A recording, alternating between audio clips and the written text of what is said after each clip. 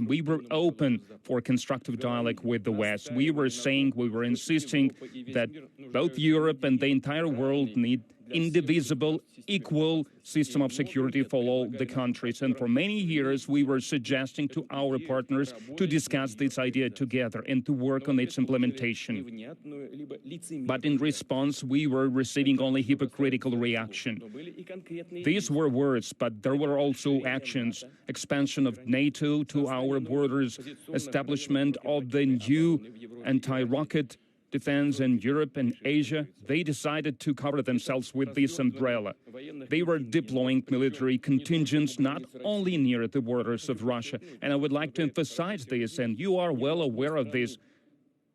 Not a single country in the world has as many military bases abroad like the United States of America. They have hundreds of them. I am emphasizing these hundreds of bases all over the world. Entire planet is peppered with them. Just look at the world map.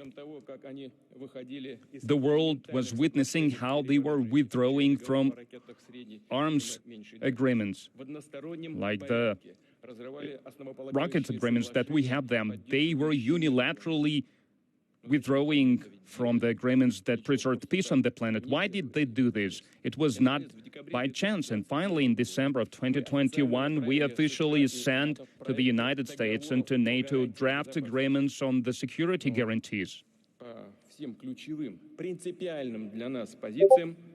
But on all the key items of this draft agreement, we received the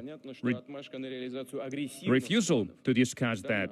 And then we understood that they agreed to follow the path of aggression, and they did not want to stop. The threat was getting bigger and bigger. The information that we were getting left no doubt that by February of 2022, they were preparing a punitive operation in Donbass.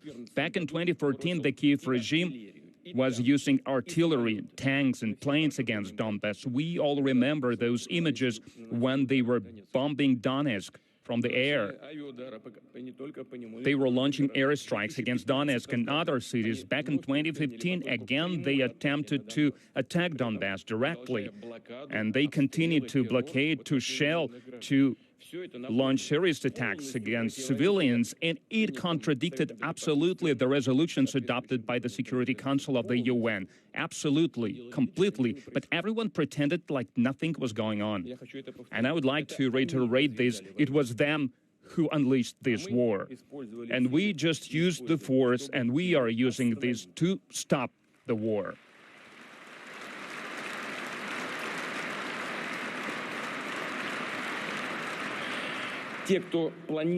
Those who planned a new offensive against Donbass, Donetsk, Lugansk, they understood clearly that the next target will be Crimea and Sevastopol, and we understood this, and we knew about this. And now in Kiev, they are openly talking about these goals, so now they are out in the open. Something that we knew long time ago. We are protecting the lives of the people, our home. And the goal of the West is unbridled power. They have already spent more than $150 billion to supply weapons to the Kiev regime. Just compare. According to the Economic Cooperation and Development Organization, to help the poorest countries in the world, G7 allocated in 2020 and 2021 some $60 billion. Do you see this? They spent 150 for the war in the poorest countries. Allegedly, they are taking care about. They have allocated only 60. And they demand to follow them blindly, those countries who they pay to, and how they can talk about sustainability, about the environmental development. Where has it gone? And they are not stopping this flow of money to support war, and they are spending more money on coup in the other countries all across the world. At the recent conference in Munich, they were blaming Russia in all kinds of things. One gets an impression that they did that only to make everyone forget what the so-called West has been doing in the last decade. But it was them who let this genie out of the bottle. Entire regions were immersed into chaos. By estimates of American experts, as a result of those wars, And we are not the ones who came up with these numbers. Americans are presenting these numbers as a result of the wars unleashed by the U.S. after 2001. Some 900,000 people died. More than 38 million became refugees. And they want to erase it from the memory of humankind. They are pretending as if it has not happened. But no one will forget it in the world, with so many casualties and so many tragedies, but they don't care about them because what they have at stake is trillions of dollars and the opportunity to continue to steal from everyone, hiding behind the words about freedom and democracy by imposing totalitarian values that they call liberal, putting labels on entire countries and peoples by publicly insulting their leaders. They are suppressing freedom of thought in their own countries. They try to distract their own people from the corruption scandals, because we can all see it on the screens on television, from growing inner, social, international, and other kind of problems. Back in the 1930s, they led the way for Nazis to take power in Germany, and in our time, they started building anti-Russia from Ukraine. It's nothing new. People who know a little bit of history, they are perfectly aware of what's going on. It can be traced back to the 19th century. It was happening in Austria-Hungary, in Poland, and in other countries with the only goal to take away these historic territories that are now called Ukraine from our country. That was their goal. There is nothing new about it. Absolutely nothing. They are just repeating old ways. The West expedited the implementation of this project. They supported the coup in 2014. It was a bloody coup, anti-state coup, anti-constitutional coup, and it's like nothing happened, like it's a normal way of things. They even informed everyone how much money they spent on this. And they used Russophobia, aggressive nationalism as an ideology. Recently, one of the battalions of Ukraine, it's shameful for us to hear. They started calling one of the battalions Edelweiss, like a Hitlerite division that was involved in executing prisoners of war and killing Jews all across Europe. And the National Guard of Ukraine and Army of Ukraine are using Totkov and other SS divisions who have covered their hands in blood up to their elbows.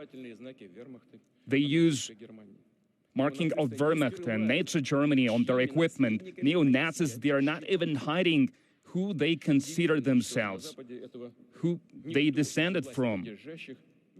And it's astonishing that no one in the West is noticing this, taking notice of this. Why? Because they do not care. They don't care about who to place a bet on when it comes to fighting Russia, fighting us. The main thing is that they are waging war against us, against Russia, and that means they need to use everyone. Terrorists, neo-Nazis, devil if they have to. The main thing for them is to follow their will and to use their weapons against Russia. This project of anti-Russia is part of the revenge that they are taking against our country. They are creating hotbeds of instability near our borders. Back then, in the 1930s, and already now, their idea has remained the same, to turn to direct aggression against the East, to flame the wars in Europe with someone else's hands by eliminating competition. Now, we're not at war with the people of Ukraine. This is something I've said many times. The people of Ukraine are no hostages to the Kiev regime and their Western masters, who have effectively occupied the country in a political, military and economic sense. For decades, they've been destroying the Ukrainian industry, exploiting Ukrainian natural resources, and this led to an escalation and to an increased poverty and inequality. And of course, this is something that feeds the feelings that fuel the war. It is truly a sad situation where people are being sacrificed for this war. The responsibility for stoking this war is entirely on the shoulders of the Western elites and the Kiev regime, who views the Ukrainian people not as their own people, but as someone else. And they're not serving their national interests, but Western interests. The West is using Ukraine as a tool, as a testing ground, and as a launch pad against us. One thing should be clear. The more long-range weapons are sent to Ukraine, the longer we will have to push the threat away from our borders. That's natural. The Western elites do not conceal their goal of effecting a strategic defeat on Russia. That is their words. That means that they want to take us off the map. They want to turn the local conflict into a global confrontation. And this is how we understand this. And we will respond adequately. Because this is now about the very existence of our country. But they cannot ignore the fact that Russia cannot be defeated on the battlefield. So they're waging increasingly aggressive information attacks, first of all targeting the young generations, lying on every step, distorting historic and other traditional religious institutions in our country. Now look at what they're doing with their own peoples. They're destroying the institution of family, their cultural and historical identity, and various perversions with regard to children up to pedophilia are accepted as the new norm, and priests are forced to recognize and officiate same-sex weddings. People can live however they want, and we in Russia have never intruded into people's private life. And we're not going to do that. But what we want to say is maybe they should take a look in the scripture, into the holy book of any great religion. It says that the family is a union between woman and man. And these holy texts are now being increasingly doubted in the West. The Anglican Church is now considering the idea of a gender-neutral God. What can we say? God forgive them. They don't know what they're doing. Millions of people in the West realize that they're being led towards a spiritual catastrophe. People are going mad, and this does not seem to be treatable. But this is their problems, and it is our duty to protect our children, and it's something that we are going to do, to protect them from degradation. It is obvious that the West will be trying to shatter our unity and support traitors who despise their native land and who want to have a profit on their country's troubles. Those who choose the path of traitorship, who carry out terrorist attacks against our country, who undermine the security and unity and integrity of our country, are being supported by the Kiev regime, but we're not going to engage in witch hunts. We're not going to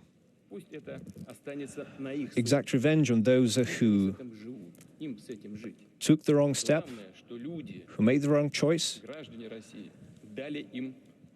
What's most important is that Russian people give a moral assessment to those actions.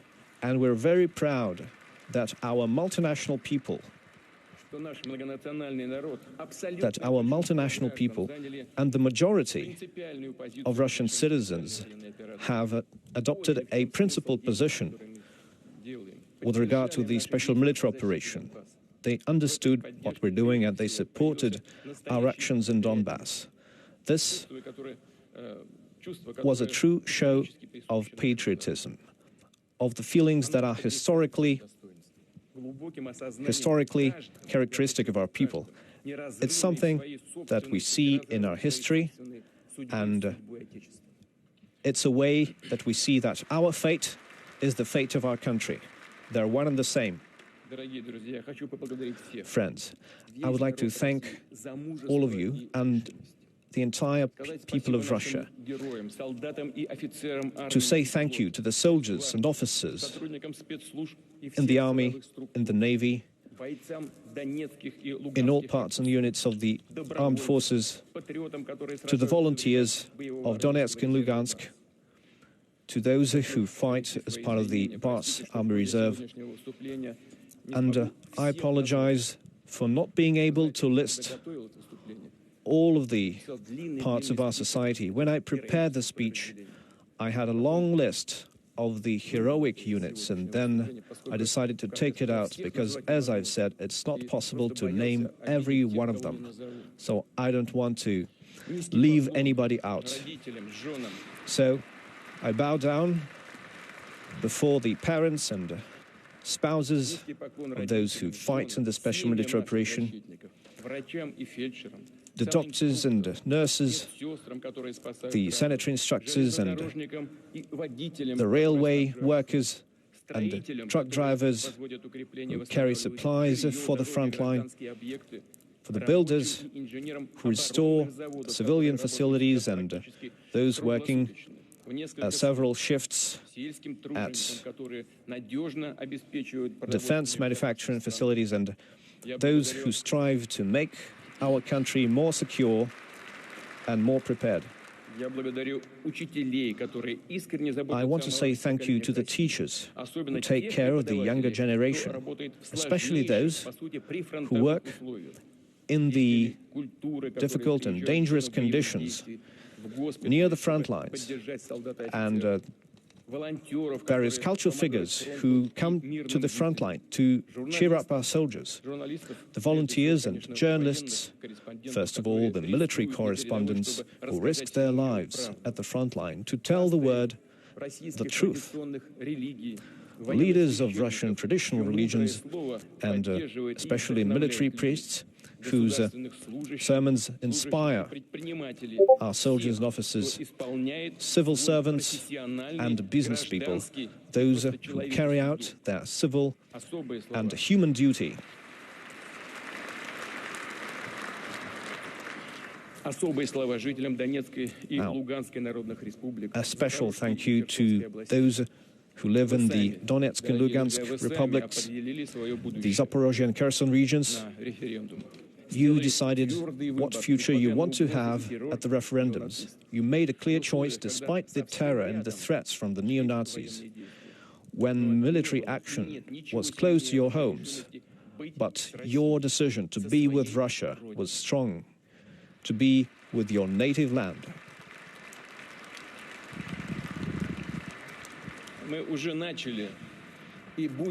We have already begun, and we will continue.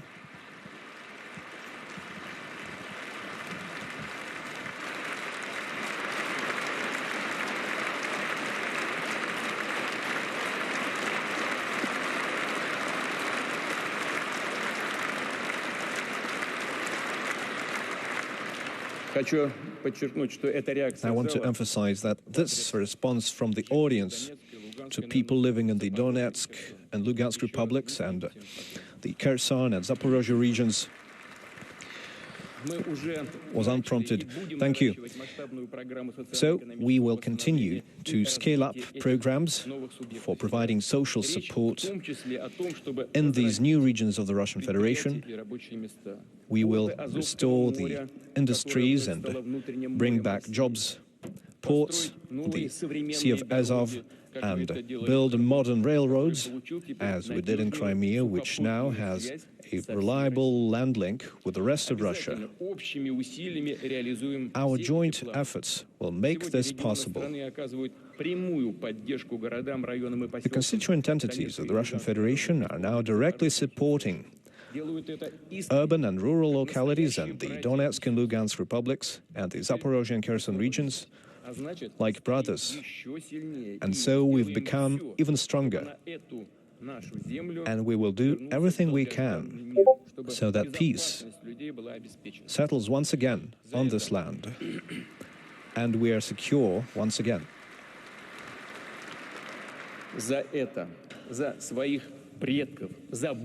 This and our ancestors and the future of our children and grandchildren, restoring historical truth is what our soldiers, our heroes are fighting for today.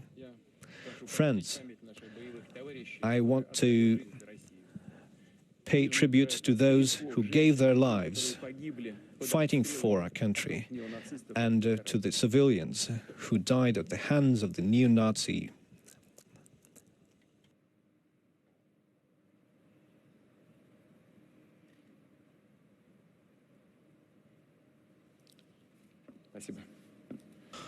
Thank you.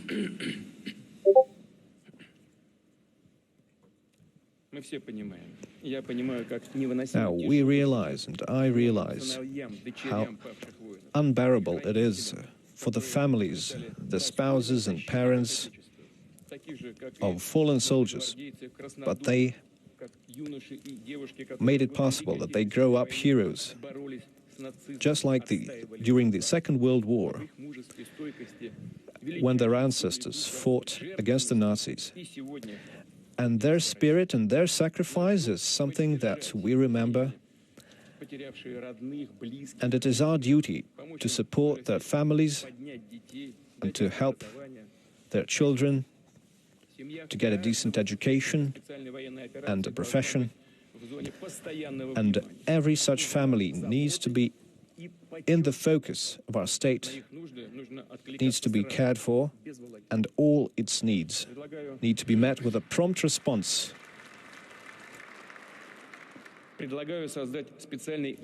I suggest that we establish a state foundation that will support families of fallen soldiers and veterans of the special military operation.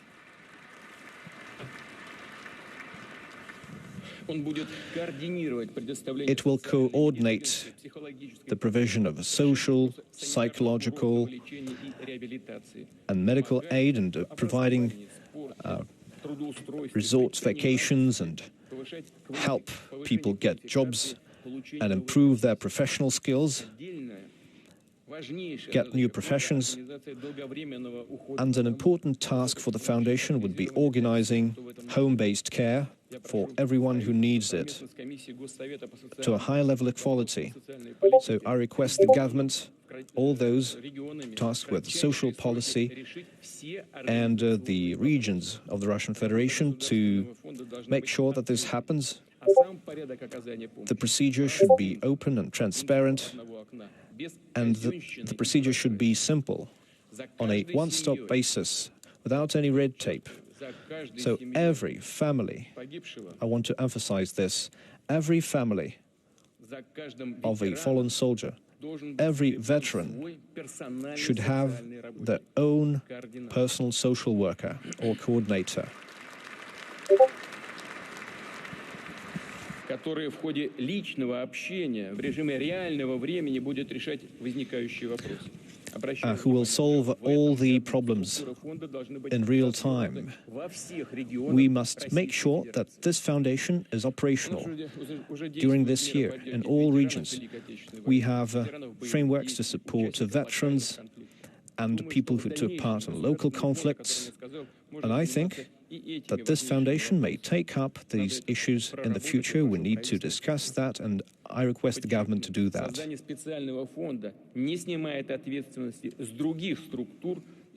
But this does not lift responsibility from other state agencies. I expect every region, every department to pay the closest attention to the veterans of former soldiers and officers and their family. In this regard, I would like to thank the heads of the regions, mayor of the cities, who meet with people, who travel to the line of contact, to the front line, and they support their fellow citizens. And here is what I would like to emphasize especially. Now, draftees and volunteers and officers and soldiers of the army are thinking about the supplies for them and about the remuneration for their wounds and injuries that they receive, the health care and the requests that the governors are receiving, and the ombudsman on the rights of human rights. We receive a lot of these requests, and it means that a lot of problems are still not resolved. So we need to take care of every individual case. And obviously, serving in the zone of special military operation is a heavy burden for everyone involved, and they are taking risk for their lives on a daily basis. So I think for all the military servicemen, for all the participants of the special military operation, including volunteers, they should receive holidays at least once a year, no less than 14 days, and the travel arrangements as well, so that every soldier could visit their families, be around their loved ones. Colleagues, as you know, we have approved by the presidential decree the plan to develop the armed forces for up until 2025, and the work on its implementation is in progress. We are introducing necessary adjustments, and our next steps to strengthen our army and fleet, to develop the armed forces now and in the future. It should be underpinned by the military experience we are gaining during the special military operation. It is of utmost importance to us, and it very important to us. And the nuclear forces of Russia is more than 91% of its state-of-the-art systems. And now we'd like to reiterate, considering the experience that we are getting, we should receive the same high-quality level across all the components of our armed forces.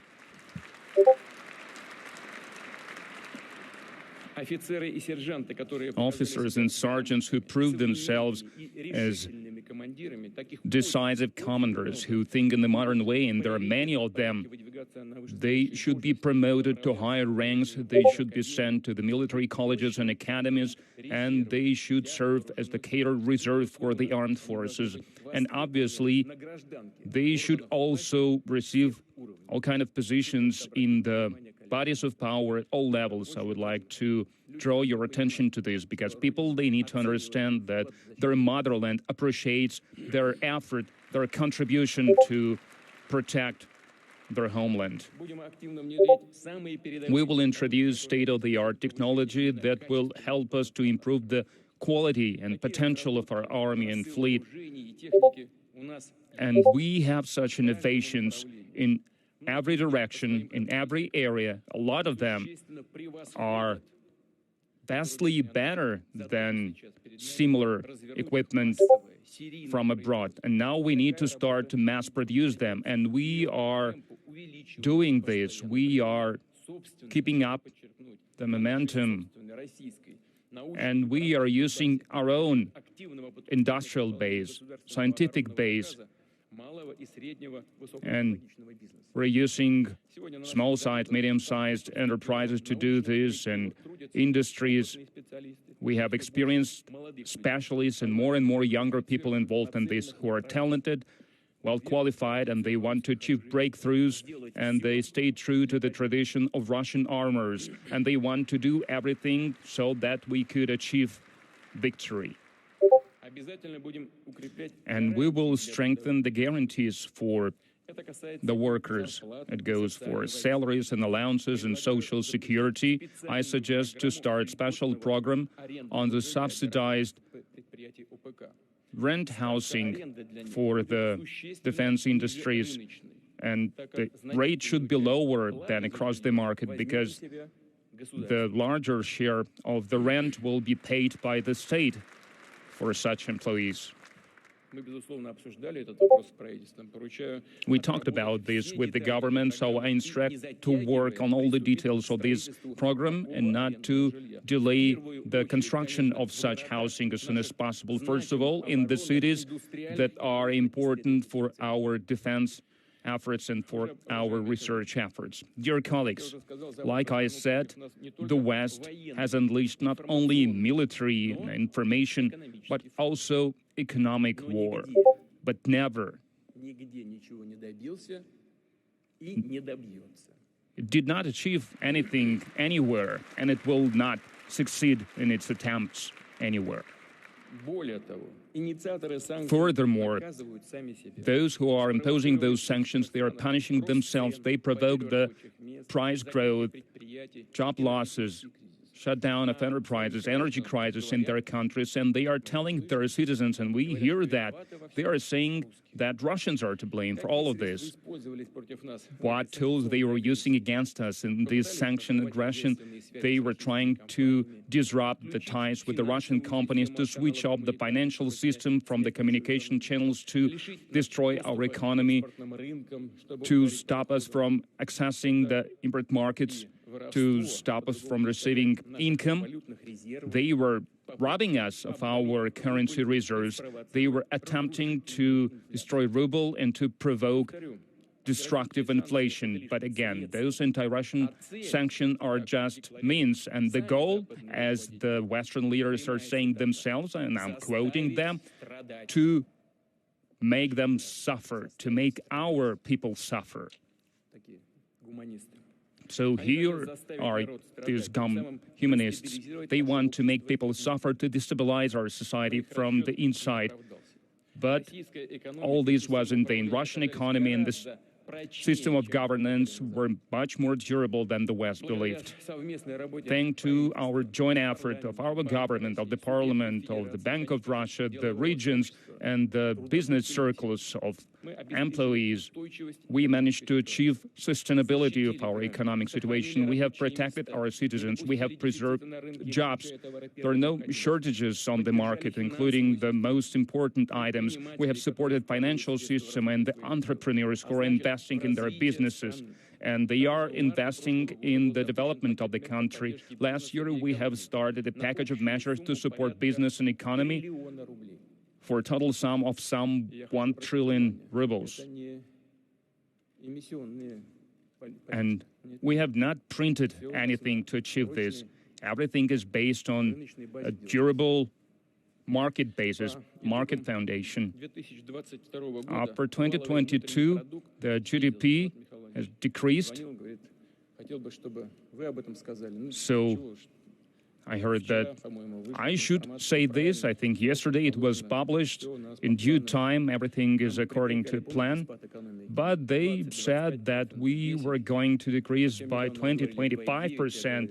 Recently, they were giving a number of 2.9, 2.5. But the gross domestic product of 2022 decreased by 2.1%. This is the latest data. And last February, March, they were saying that the economy will crush Russian businesses. They changed the logistic ties. They have strengthened ties with reliable partners, and there is a majority of such partners across the world, and the share of Russian rubles in our international settlements, if we compare it with December 2021, has doubled, and now it's 1/3 of all the settlements, and together with the currencies of friendly states, it is more than half of all the settlements, and we will continue to work with our partners on creating sustainable and safe system of international settlements that would be independent from dollar and other Western reserve currencies. Because with these policies by the Western elites and Western leaders, it will lose its universal role. With their own hands, they are doing this. Not us. We're decreasing the settlements in dollars and other so-called universal currencies. They are doing this with their own hands. You know, there is this saying, cannons instead of butter. Of course, the defense of the country is the priority, but when we are trying to resolve these issues, we should not repeat our own previous mistakes. We should not destroy our own economy. We have everything we need to preserve our security and to continue to develop our country, and we will continue to follow this logic.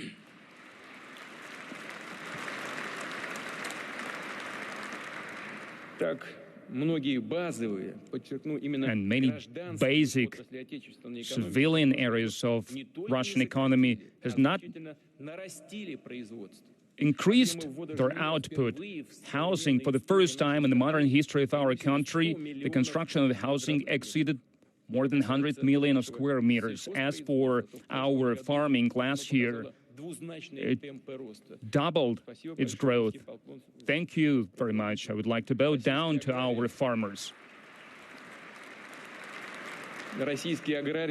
Russian farmers has a record harvest, more than 150 tons of grain, more than 100,000 tons of wheat. Till the end of the 30th June of 2023, we will be able to reach a total export volume of grain to 55 or even 60 million tons. 10, 15 years, it seemed impossible. It seemed like something that is impossible to achieve. Maybe you remember, and some of you probably might, not that long ago. We have Deputy Prime Minister and Minister of Agriculture. We had 60 million in total, and now 55 or 60 we are going to export. That would be our export potential. I am convinced that we have every opportunity to achieve the same breakthroughs in other areas. There were no decreases in the job market, and we have decreased unemployment.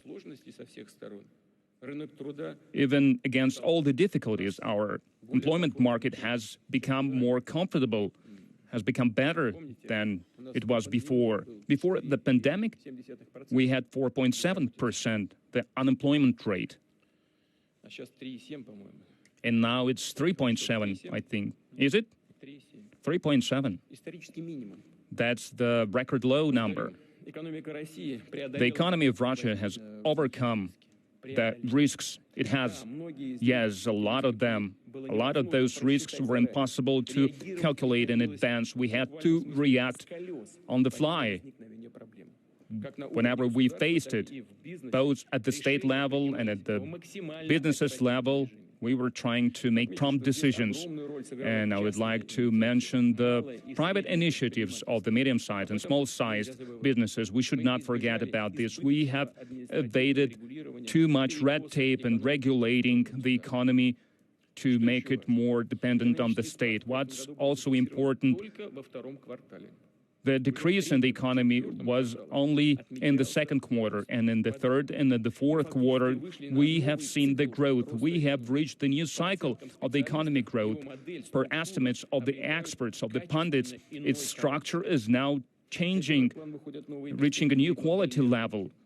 We are looking at the new global markets, including our own inner market, the scientific and technology employees, not only selling our resources abroad, but achieving additional value. It allows us to tap into the great potential that Russia has in all the areas. Already this year, we can forecast the growth of the inner demand. I'm sure that our companies will use this opportunity to increase the output, the production of the most in-demand commodities, to fill in the niches that were elaborated after the Western companies have withdrawn. Now we can see the full picture. We understand that the structural problems that we need to resolve in logistics and technology, in finance, in personnel,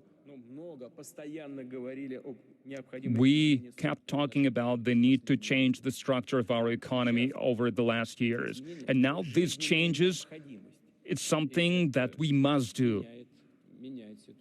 And it changes the situation for the better in this particular case. We understand what needs to be done for the development of Russia, sovereign development of Russia, despite any pressure from the outside and any threats from the outside, with the safe guarantees of security and interests of the country. And I would like to draw your attention, I would like to emphasize this. The gist of our work is not to adjust to the current conditions.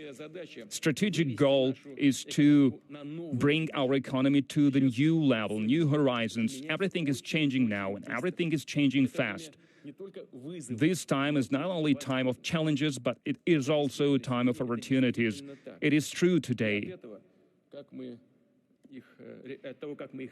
And our future depends on how we will implement it. We should get rid of all the differences, all kind of personal problems that we might have in our state bodies. Everything should be aimed at achieving a goal. Successful launch of Russian companies, small family enterprises, will be a victory to us.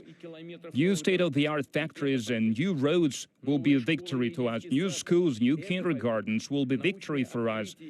New scientific breakthroughs, new innovations and inventions will be a victory. It's something that everyone can contribute to achieve our own common goal.